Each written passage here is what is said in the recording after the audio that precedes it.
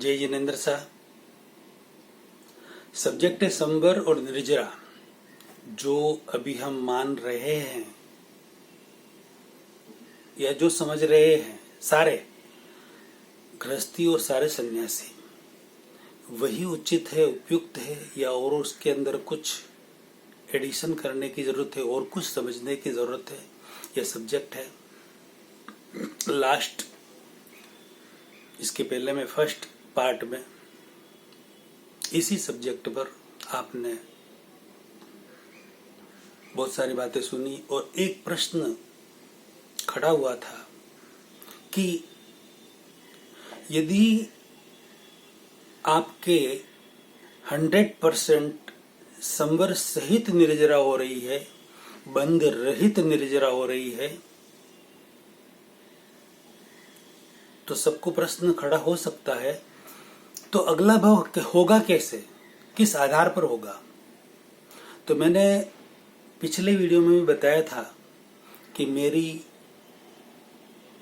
आराधना, उपासना कह लो, एक ही बात है, और साधना तीनों अलग है। क्यों अलग है? कि मुझे आत्मज्ञान, सेल्फ रियलाइजेशन, भेद ज्ञान, आत्मा भिन्न और शरीर भिन्न का भेद हो चुका है। उसकी वजह से मेरी आराधना, उपासना और साधना अलग है। अब मुझे अगला भाव लेने के लिए कर्मों की जरूरत है। भाव तो लेना ही पड़ेगा, क्योंकि पांचवा आ रहा है, ये कलयुग है, यहां से तो मोक्ष हो नहीं सकता। एक भाव तो और लेना ही पड़ेगा, कम से कम, ज्यादा भी हो सकते हैं। तो वो भाव मिलेगा कैसे? तो उसके लिए मैंने अर्ज की कि मेरी आराधना और उपासना, आराधना उपासना एक ही बात है, वो अलग है। साधना की बात तो मैंने पहले फर्स्ट पार्ट में की थी। अब मेरी जो आराधना है, उपासना है, उसके बारे में मैं आपसे अर्ज कर रहा हूं।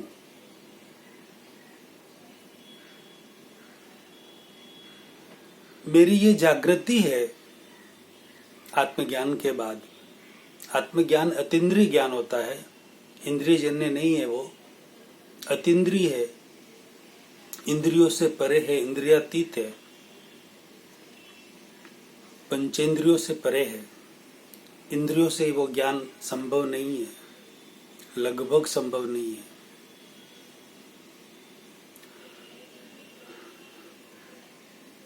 कोई आत्मज्ञानी ही, जिनको आत्मज्ञान प्राप्त है, वह दूसरे को प्राप्त करवा सकते हैं। तो जो बात चल रही थी कि अगला भाव कैसे होगा,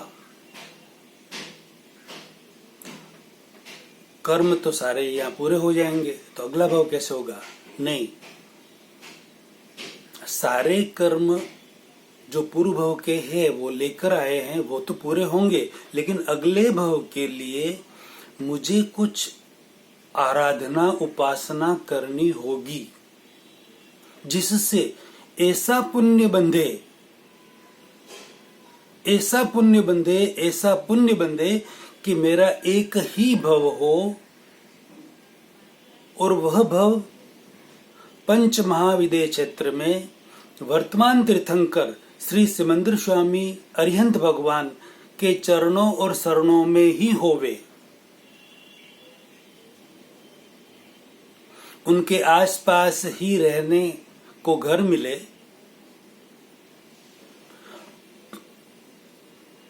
जब तक मैं अपने आप न जा सकूं, तब तक उनके दर्शनों के लिए मुझे कोई छोड़ने आए, लेने आए, ऐसी सारी व्यवस्था हो। तो ऐसा कैसे हो सकता है?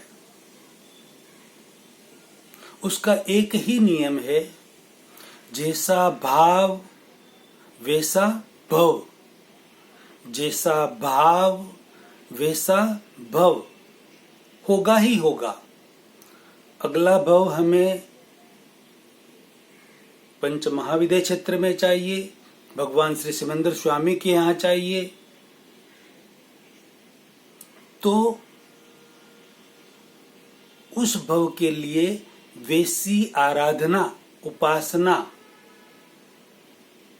मुझे और आप सबको करनी होगी, क्योंकि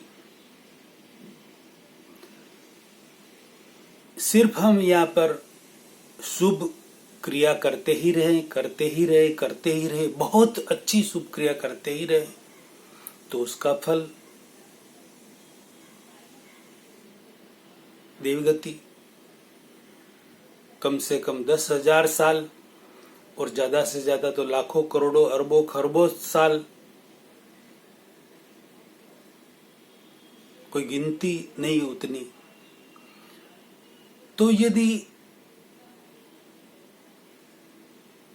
10, 20,000, 25,000, 50,000 साल की उम्र भी मिल गई वहां पर किसी कारण से, 70,000 साल की भी उम्र मिल गई, 75 की भी मिल गई, और वहां से वापस, क्योंकि हम रहे तो भरत क्षेत्र में रहे, अभी भरत क्षेत्र में हम रह रहे हैं, तो यहाँ के ही जो संबंध है हमें वापस यहाँ पर ही हमें खींचेंगे। तो यहाँ पर तो उस समय छठा आरा चलता होगा, महाकाल चल रहा होगा, कली काल चल रहा होगा, कहाँ जाएंगे हम? आना तो यहीं पड़ेगा। इसलिए मैंने बहुत ही सोच समझकर दृढ़ निर्णय, दृढ़ निश्चय, जिसको गुजराती में नियाणा भी कहते हैं, हिंदी में निदान कहते हैं, निधान भी कह सकते हैं, कर लिया है। यानी कि दृढ़ निर्णय, निश्चय, निदान, नियाणा कर लिया है कि मुझे आने वाले भव में पंचमहाविद्या क्षेत्र में वर्तमान तीर्थंकर श्री सिमंदर स्वामी अरिहंत भगवान के चरणों और शरणों में ही स्थान चाहिए और वहां से मोक्ष जाना है। ये नियाणा मैंने कर लिया।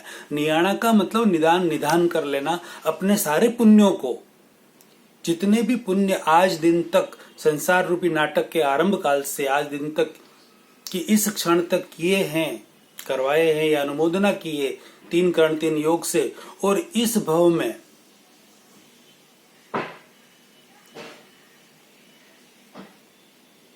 जितने भी पुण्य और होंगे वो सारे के सारे पुण्य किसी एक ही कार्य में लगा देना,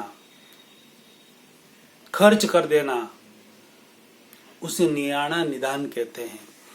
नियाणा निदान का पूरा एक वीडियो मैंने बनाकर YouTube पर डाला हुआ है, उसे आप डिटेल में और समझ सकते हैं। वैसा मैंने किया हुआ है। तो मेरा ये नियाणा हो चुका है, मेरे सारे पुण्य पहले के और अभी के और भी जो होने वाले सारे इसी एक ही लाइन में, एक ही लक्ष्य, और कोई लक्ष्य नहीं, कुछ भी नहीं चाहिए। ये दृढ़ निर्णय निश्चय है। जो दृढ़ निर्णय निश्चय हो जाता है एक बार किसी व्यक्ति का, फिर वो चलायमान नहीं होता है, आगे पीछे नहीं होता, और एक ही लक्ष्य पर व्यक्ति आगे बढ़ता रहता है। तो जो लक्ष्य उसने तय किया है उसके अनुरूप वैसा होकर ही रहता है और होकर ही रहेगा। तो वैसा करने के लिए मुझे वर्तमान तीर्थंकर श्री सिमंदर स्वामी अरिहंत भगवान की जबरदस्त आराधना, उपासना करनी होगी। सिर्फ किनकी? वर्तमान तीर्थंकर श्री सिमंदर स्वामी अरिहंत भगवान की ही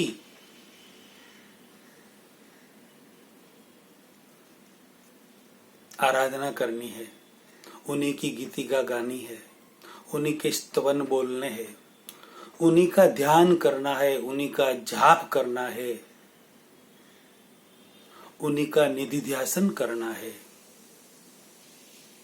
उन्हीं से प्रार्थना करनी है। और वो एक बार नहीं, बार बार बार बार वही करना है, रोज करना है, महीनों तक करना है, बरसों तक करना है, जीवन भर करना है। आराधना, उपासना जब भी करनी हो दिन में तो ये होगी, और उससे पुण्य का बंध होगा। उस समय मैं खुद बनकर आराधना और उपासना कर रहा हूं। उस समय ज्ञाता और दृष्टा नहीं हूं, देखने और जानने वाला नहीं हूं। मुझे कब ज्ञाता दृष्टा बनना है? साधना के समय। पूर्व भव के जो कर्म उदय में आते हैं उस समय ज्ञाता, वो कार्य होते हुए देखना और जानना है, ज्ञाता दृष्टा बनना है, वह मेरी साधना है और यह मेरी आराधना है, उपासना है। तो जब आराधना और उपासना होगी तो अच्छे से अच्छे पुण्य कर्म का बंध होगा, और वह सारे पुण्य, पहले के और जो नए बंध हो रहे हैं, वो सारे पुण्य एक ही लक्ष्य में, जो लक्ष्य तय किया है उसी लक्ष्य में काम आएंगे और सारे उसी में खर्च होते जाएंगे, और जो लक्ष्य तय किया है उसके अनुरूप जैसा भाव वैसा भाव मिलेगा, 100% होगा। कहते हैं कि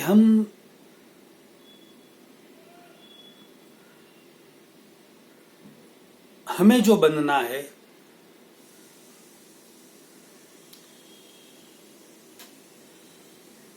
उसके अनुरूप जो बन चुके हैं उनकी आराधना और साधना करने से हम भी उनके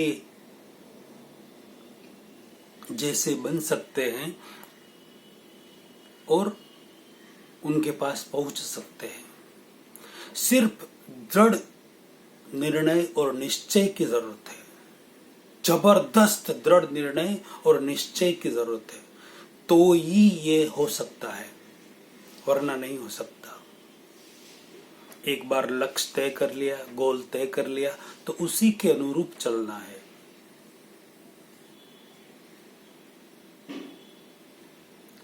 अब आप सबके बात समझ में आ गई होगी कि संवर रहित और संवर सहित निर्जरा कैसे हो रही है, बंध रहित और बंध सहित निर्जरा कैसे हो रही है और किसके हो रही है। आज दिन तक हम जो समझ रहे थे उसके अंदर कुछ करेक्शन करने की, सबको, जो ये बात को नहीं जानते हैं, सबकी बात मैं नहीं कर रहा, बहुत सारे व्यक्ति जानते भी होंगे, और जो जो नहीं जानते उनमें कुछ करेक्शन करने की आवश्यकता है, जरूरत है।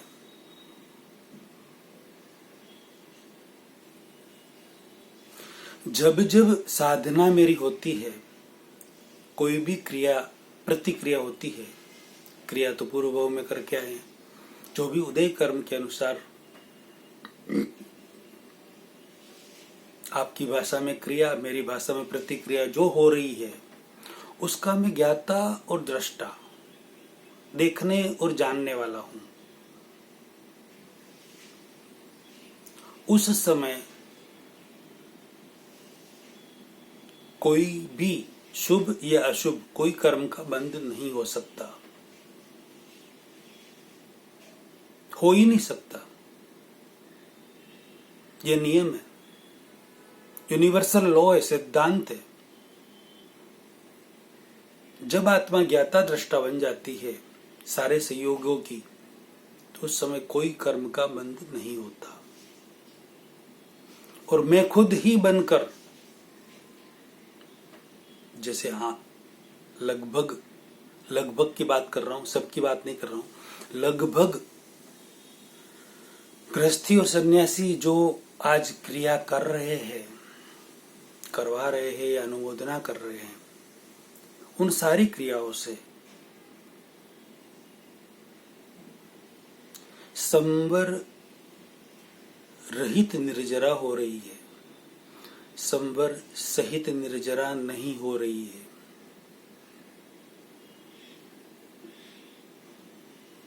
हाँ, उसमें सॉरी, एक अपवाद है। जिस समय कोई भी सारे गृहस्थी, सारे सन्यासी उदय कर्म है अपना खुद का, और ऐसा कोई प्रसंग आया कि क्रोध, मान, माया, लोभ, राग, द्वेष, मोह वगैरह हमें करना पड़े बोल रहा हूं मैं, उस समय वह न करके हम समता में रहे, समभाव में रहे, संयम में रहे, तो आत्मा के ऊपर जो आवरण है उसमें से आंशिक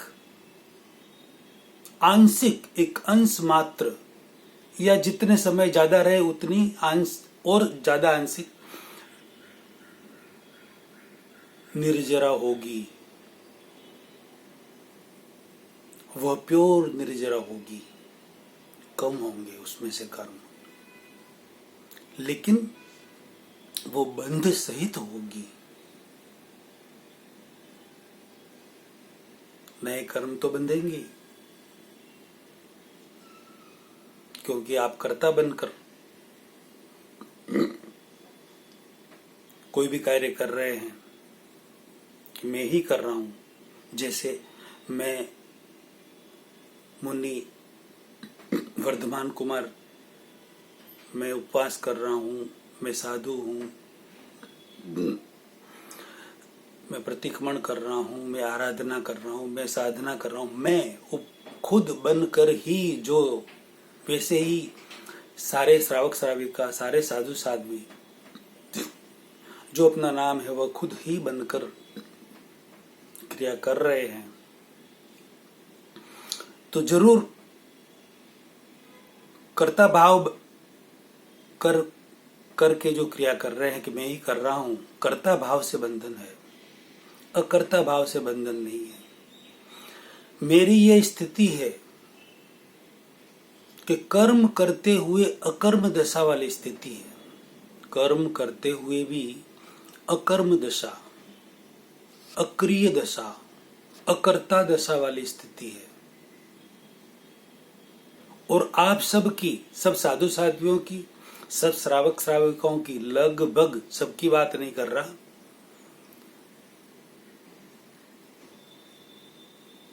कर्म करते हुए कर्म दशा की ही स्थिति है, नए कर्म बंधन की स्थिति, अकर्ता की स्थिति नहीं है, लगभग नहीं है। तो प्रश्न हो सकता है कि आपको कर्म करते हुए अकर्म दशा कैसे हो सकती है? इसका उत्तर इसी सब्जेक्ट में अगले पार्ट में जो वीडियो बनेगा उसमें देने की चेष्टा रखता हूं। वीडियो कैसा लगा आप अपनी प्रतिक्रिया देवें, जो भी आपका अभिप्राय ओपिनियन है वो जरूर बताएं, कमेंट बॉक्स में लिखें। वीडियो अच्छा लगा हो तो लाखों करोड़ों व्यक्तियों तक शेयर करें, अनुमोदना का पुण्य कमाएं। जय जिनेंद्र शाह। अगला प्रवचन अगले वीडियो में लेते हैं।